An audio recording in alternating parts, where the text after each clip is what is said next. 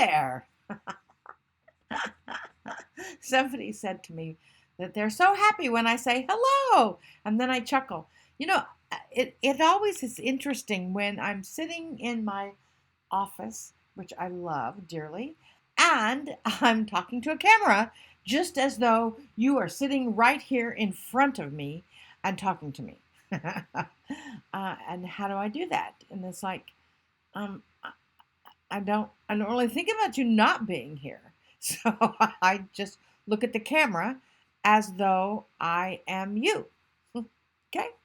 Um, and I have a little glitch right there on my machine, so I had to work on that.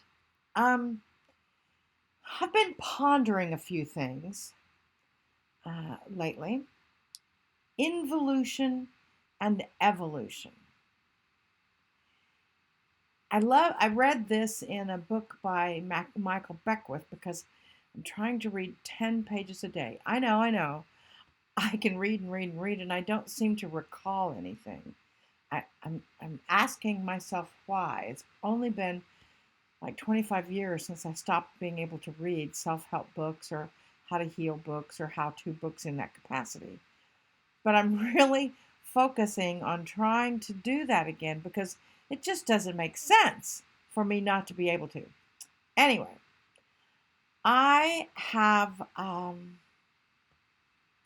been reading a book by Michael Beckwith, Spiritual Liberation. And he had a little discussion in there about involution versus evolution. Involution is like, he used the example of a seed for a willow tree. That seed for a willow tree knows exactly its purpose, inside, through, and through.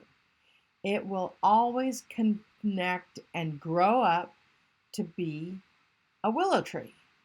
A seed for a willow tree cannot possibly grow up to be an oak tree or a rose bush or a philodendron. It has to grow up to be a willow tree, and that seed knows that internally as well as externally. Now, evolution sort of happens when that seed is affected by its environment. It may have too much rain, it may have not enough rain. It may fall on the driveway, so it cannot grow because there's not that little crack in the driveway where it can get to and grow up in your driveway.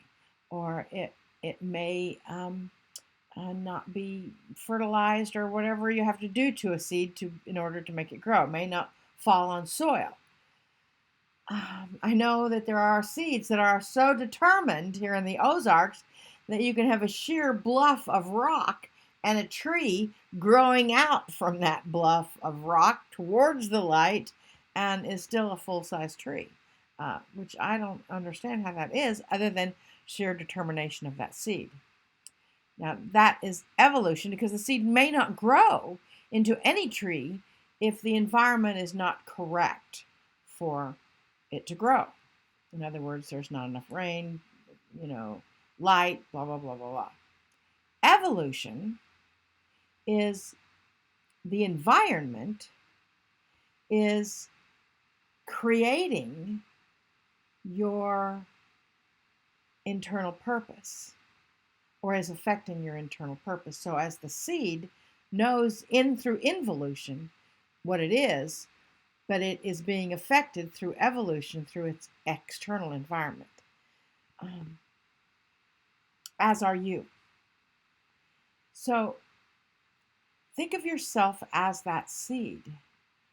And yet, when you were created, when you were that twinkle in your parents' eye before there was any outside influence, you were divine, you were perfect, you were exactly as you were destined to be.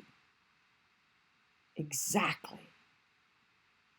And then, as the evolution of humanity comes into play, you heard things on the outside of your parents, of your mother's womb. You were imprinted with maybe brothers and sisters, or situations when you were a baby before you were even aware that you were outside of your mother's womb. Um, and you continued to be affected by evolution, which is the outward influence.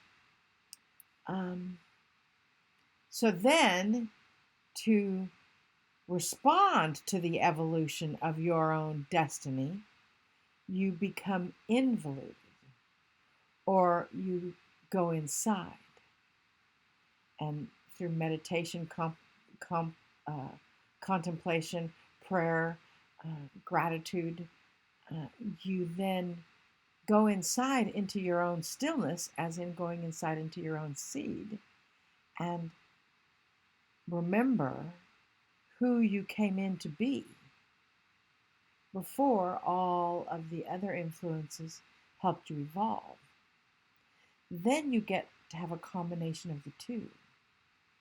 So the outward influences help you evolve and help you form who you are, that has already been formed at the time of your conception. And the involution is helping you understand that it really takes both for you to survive. So think about it this week in thinking about how you take your environment, how you take your beingness and go inside and remember who it is you truly are and who you are destined to be. And what that actually means is to live the love that you already are. You know, there are no mistakes.